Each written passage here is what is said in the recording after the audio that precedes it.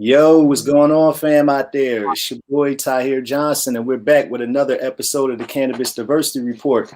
Today, I got my boy Jungle Cae in the building from the Shy. What's up, bro? Yo, it's cracking, man. Thank you so much for having me through. I appreciate it. Yeah, man, it's definitely a pleasure to connect with you on here, man. You know, we've been following each other for a while now. It's super interesting to see how you've been able to translate your general. Like I said, I see you're like a real botanist, a real plant lover, and you've been able to translate that into some success in the cannabis industry, man. So I'd love to, hear your story. Just tell a little bit about, tell the folks out here who you are and, how'd you get involved in cannabis and what are you doing now? Yeah, absolutely. So for those that have never seen me before, my name is Cae Jones. I go by Jungle Cae online. I'm a social media personality teaching people to love plants, essentially. And I've only been doing this plant portion of my life for, I think, about the past year and a half now. And before that, I really didn't have any plants in my crib, and I just made a separate Instagram and started sharing my story about, me collecting plants and gathering all these plants and me starting to learn about them and just sharing what I was learning, showing how to take care of them, and people just attached onto it. And, it went up from there. It's been a blessing. As far as cannabis, like, I was always kind of a fan. I didn't start like interacting with cannabis until I was in college. I want to say like sophomore year of college, maybe not even freshman year. I remember that vividly. But I never really saw it as something that was harmful to the community or to a person. I always really seen it as a type of a medicine. So when I was blessed to be able to get into the industry and learn more about it and the science behind it and how it helps people, it just really opened my eyes and saw this pathway that I could connect, people to this plant and show people that it can really help them. And helping them understand what it is really. I'm an Illinois medical patient, so I have the privilege to grow at home. And in doing so, I had my parents over at my house for the first time since that had happened, and they looked at it, and their first words were, "That's what it looks like. It's really pretty. It's a really pretty plant." I said, "Yeah, it's a beautiful plant." I'm blessed to be in a position to where I can start to change people's perceptions about what cannabis is, what, smoking cannabis is, what a stoner looks like, and changing the whole stigma and the narrative around that by showing the connection that cannabis is a plant, just like my house plants. So I'm very intentional with everything that I share. I always have, cannabis plants specifically. I have, content about, both exclusively, but I never really make a distinction between the two because they are the same thing. Cannabis is a plant, and it's also a wonderful medicine that we can really learn about. Yeah, that's interesting, man. And like you said, you really have a lot of skill in what you do is a lot of growing, but you worked in a dispensary before, right? How did you find that lane and working in a dispensary and talk about that experience? What was it like? What did you what did you learn from that? Yeah, for sure. So I started working at my local dispensary in December of 2019. And that was when the Illinois cannabis market was still medical only.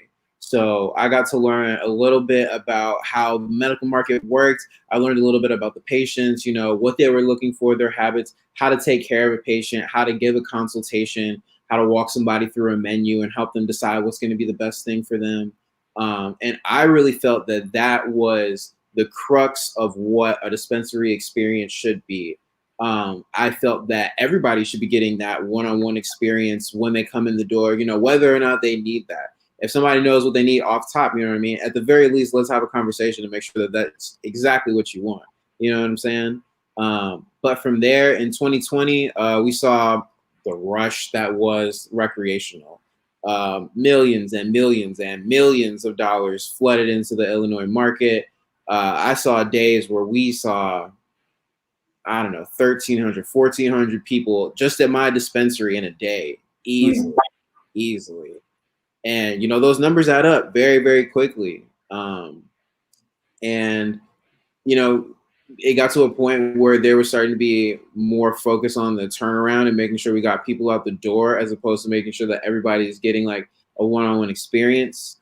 And that was where I think my focus started to shift, because I had always had the mindset that, well, I tell this to people a lot. There's always going to be more new people coming into cannabis than there will ever be OG, like stoners, I smoke every day type of people. You know what I'm saying? So we need to make sure that these people who are new coming into it, who might have been skeptical about it before, who might be trying this as a last resort for medicine, no matter what the case may be, we don't want to give them an adverse experience walking away from it, because that is a surefire way to make sure that somebody, A, never tries cannabis again, and B, recommends to everybody that they know to never try cannabis. And, you know, that's the opposite of what we want, especially being in a position that we're in. So I really feel like education and communication with the patient is the crux of how, you know, the cannabis industry should run, as far as, you know, when we're dealing with the storefront type perspective, you know. Right. And you mentioned that there in Illinois you're allowed to grow your own medicine, right? What are the rules? How many plants can you grow there in Illinois? And you know, it can be pretty difficult for somebody that's never done it before. What type of advice do you give to people that are just kind of starting off, that want to grow their own cannabis? Yeah, so in Illinois, if you are a medical patient, you do have to have a medical card. If you have a medical card, you can grow 5 mature plants in your house. I think you can also grow 5 immature plants, like under 5 inches or something like that. But I've always just stuck to the 5. And you can get in trouble if you're growing more than that. But you know, you can do a lot with 5 plants, and you don't have to have a whole bunch of knowledge going into it. I started growing for my very first time last May. I did 2 plants. My first harvest was, you know, okay by a lot of people's perspectives, but by my eyes, it was great. I had 2 ounces of weed that I made with my bare hands, you know what I mean, that I watched grow from seed to weed, that I would have otherwise had to buy or find or anything like that. But yeah, it was a really cool experience, and I learned a lot. I always recommend to everybody, just try and read as much as you can and understand as much as you can before going into it. Because it's easier to understand what problems you might have going down the road beforehand, as opposed to trying to fix them once they're already there. You know what I mean? Also, a lot of times I get the first question like, hey, I just got this seed in my bag. You know what I'm saying? Can I plant this like in a pot with some dirt, and will it grow? Like, of course it'll grow. You know what I mean? It's a seed, given that it's a viable seed. However, there are much more things that you can do to set it up to have a better life, a better product at the end, and really more so what you're looking for. Because I think the luxury of being able to grow your own is being able to choose what you're growing. And that's not something that the average person has, even in a legal market where you can't grow, let's say, because then you're at the disposal of what the dispensary has, versus if I'm living in a legal state where I can purchase seeds, I can go on whatever seed bank I want, look for the specific characteristics that I'm looking for. From there, I can make my decision. You know what I mean? If I'm living in a cramped apartment with not that high ceilings, I'm not going to try and grow a 10-foot tall sativa plant inside of a tent. You know what I mean? So once you start to understand these characteristics, you can start to understand what's going to be the best choice for you. And not only the best choice, what's going to be your favorite choice. You know what I mean? Because outside of physical characteristics and, you know, light requirements, humidity requirements, whatever, you can start to think about what kind of terpene profiles you're looking for, what type of effects you're looking for. Are you looking for something that's going to be more likely to, you know, uplift you and you know, give you a little bit of energy, or maybe something that's going to have you a little bit more relaxed or due to pain relief? You can have things that are CBD dominant or crosses. And then from there, you know, once you start to getting growing, you start to get into breeding and cross-pollinating, and you really realize that it's just an endless world that can happen, that can be at your disposal. And I think once people realize that, you know, you can really grow this, and like everybody can grow this, there's going to be a lot less of a need for a dispensary front and a storefront, because it'll just be more accessible. That's the world that I love to live in. You know what I mean? In a whole neighborhood where everybody's growing their own, exactly what they want. You know what I'm saying? There's trading and bartering throughout the community. It's beautiful. Right. So it's a definitely a little bit more work than growing them behind you, then, huh? If you wanted to be right. Yeah, definitely. Like, I'm not gonna lie to you. Like, these, I can forget about. You know what I'm saying? And bring them back to life with some water. cannabis is, it's a little bit trickier. You got to understand, what's going on. There can be nutrient deficiencies. There can be, pest infestations going on. You could have, a light that's too hot and is burning your plant if you're not paying attention to it. Another question I get is like, can I, have this plant and then leave it and only check on it once a week or so? And I'm like, if you want, but you're probably not going to have the best product. You know what I mean? Um, I was very excited about my harvest and my first time smoking. So I was in my tent every day, hours every day, just staring at them, you know what I'm saying? Making sure that they had everything they need. I'd go back, I'd study, you know what I'm saying? And to some people, it might sound excessive, but when you really love cannabis, when you really love plants, when you really love growing things, when you're realizing, you know what I'm saying, the intimate experience that this is going to be from the start to the finish, then it's not going to be like a chore for you to like be excited about it, because you're going to want to do it. You know what I'm saying? I'm like, okay, what can I do to make sure that I'm getting the absolute, best, most robust, most flavorful product out of this grow that I can. And then, once I get to the end of that, how can I improve on the next one? Because I've already proven to myself that I can do it. And now I know how I can do it better. Right. And I know you started, you were doing your business where you were helping people even do like house calls virtually.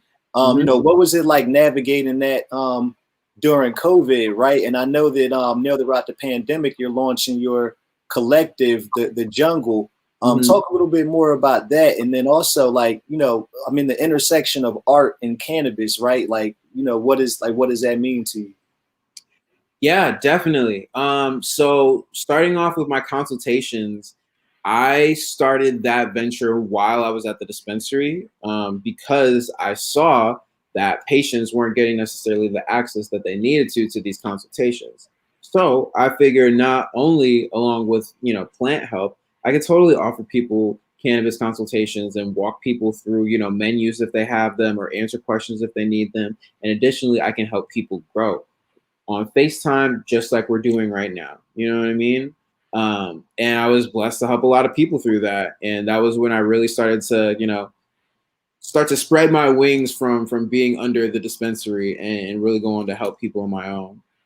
Um, yeah. As far as it being interactive in COVID, I've always had it virtually. So, thankfully it didn't have too much of an impact. I think that I was, in a good position with where I was with everything going on, that I had people that were willing to come to me for these services. Um, and then from there, it just kind of blossomed. I still have people that I help to this day, with their separate harvests or with different plants that they're growing. And it's just a really good community that's been going on. Mm-hmm.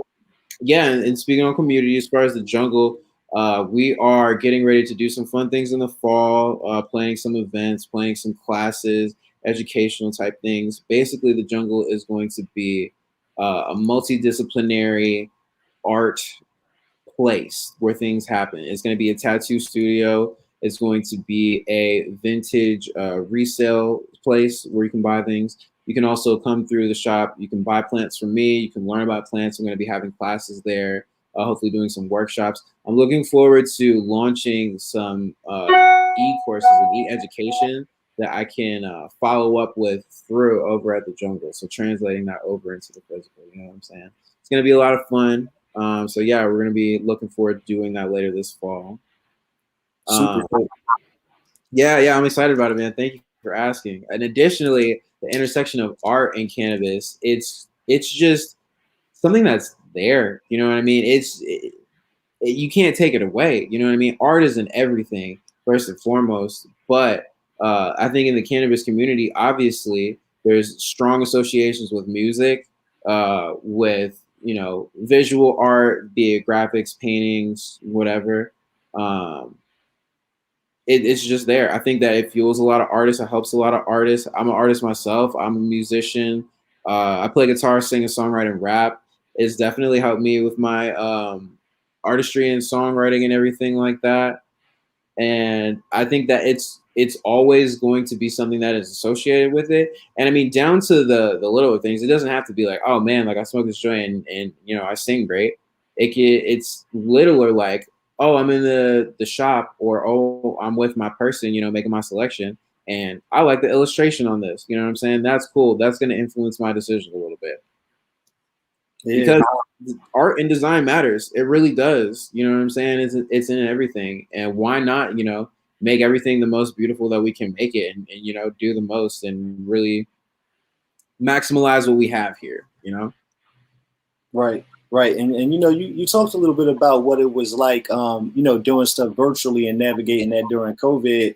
But you really have like blossomed, the lack of a better plant word, right? Into like making some dope cannabis content. So what especially right now, we see a lot of people's pages shut down doing cannabis stuff. Two things, like what is some advice that you have about people like navigating the intricacies, knowing like how cannabis is somewhat restricted, and then man, what's kind of the secret to growing a following online with cannabis focused content via social media?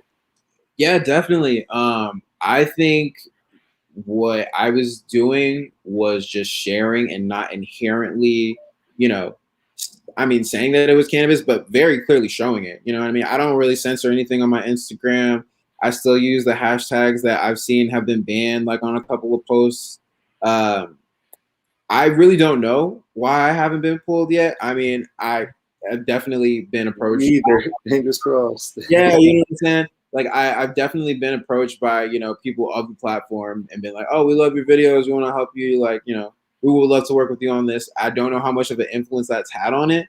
But as far as other platforms and either other people on like Instagram specifically, I know that having content that is exactly what you want it to be without necessarily talking about it in the tags or in the comments, it's still going to do a lot. And I think that principle is kind of followed over from TikTok, because on TikTok there are way stricter cannabis community guidelines. Like you can't be smoking, you can't be showing smoke, you can't even type out smoke. You damn near can't even think about cannabis on TikTok. You know what I mean? And because of that, there's been a culture around making content that is, inherently stoner content or weed content, but doesn't show anything that could get the content pulled or have anything tagged that could get the content pulled. And because of that, it reaches the target audiences that it's trying to reach. So I think that and staying consistent, honestly, I don't know. I really don't know how my account grew so much. I'm very blessed. I say that all the time. And I thank everybody that has ever like paid attention to me. But I tell everybody, I think that sharing your unique perspective and your experience where you're at right now, people are naturally going to gravitate towards that, because what you are experiencing is not what anybody else is experiencing right now. Whether you're learning how to grow plants or riding a horse for the first time or, buying your 10,000th pair of shoes, I think that people like hearing stories and looking at experiences and interacting with a person face to face. That's another thing, honestly. Getting in front of the camera with weed content and building a community or a following around that, I think is definitely a factor, because there's been so much of a stigma behind showing your face, you know what I mean, with something that's been so blatantly illegal for so long. Like, oh, I'm not going to show my face in my grow, or I'm not going to show my face and be smoking. Like, what if my job sees that? Or what if Fed see that? Or what if X, Y, Z? You know what I mean? If you're in a legal state, do what's legal. Everything that I'm doing on my Instagram is 100% legal. You know what I mean? And there's no question about it. You know what I mean? It's different for people in different states, and that's unfortunate right now. But look at the legalities and get familiar with the laws so you can understand what you can and what you can't do. Like, I'm not going to say it, and I don't sell weed on the street or on my Instagram or anything like that. But it's not about that. And you don't have to do that to be in the cannabis industry by any means. Like, there are lanes all over. Depending on whatever you do, you can literally translate those skills into the cannabis industry. Whether you're a chef, whether you're a nurse, whether you are a driver, literally everything applies. You can turn that into skills that can be used in the cannabis industry for the good, Man, that was it right there, bro. And like I said, that's what I think one of the biggest messages that I'm always trying to spread. Right, there's so many lanes and so many ways for people to get involved with this, like using your skills to do it, man. So I appreciate you sharing and dropping that gem today, man. Oh yeah, absolutely. Like I still know so like I've been screaming at all of my friends to get into the cannabis industry since before I was working at the dispensary. You know what I mean? Because I still see how much this is gonna grow and the potential that this has. And I think that we all deserve to get our piece as people that have been involved in the cannabis culture and the community for so long. You know what I mean? Even if you don't, feel attached to that message, I know you spend a lot on weed if you like smoking weed. Go ahead and get you some bread. You know what I mean? Like literally, it's right there for us. Like people that code, people that are artists, you know what I'm saying? Like everything applies. And you can really make your way as soon as you start to look for it. Facts, man, and let people know where can everybody follow you, where can they find you on social media and online if they want to catch up with you, and anything else you got going on that you want to share before we did. Yeah, yes, indeed. You can find me on everything at Jungle CAE, Jungle K. That is my Instagram, TikTok, YouTube. I'm not on Facebook too much, but it's up there. Yeah, gonna be doing a lot of stuff with a couple exciting brands at the end of the year. Gonna be releasing some music at the end of the year, a couple of videos. I'm excited to get back on that front because I literally haven't dropped any music in a long time. So I'm excited to just do everything on a maximum scale and just see how far we can take this stuff. Hey man, so we've been on quarantine, man. So now that we back outside, it's time to get it popping. Definitely tap in with you when I come through. When I come through Illinois, man. Like I said, appreciate you coming through today, and appreciate all y'all for rocking with us, man. Yo, thank you so much for having me, Reed. I will catch you soon. Let's chop it up. You already know. You already know. Peace.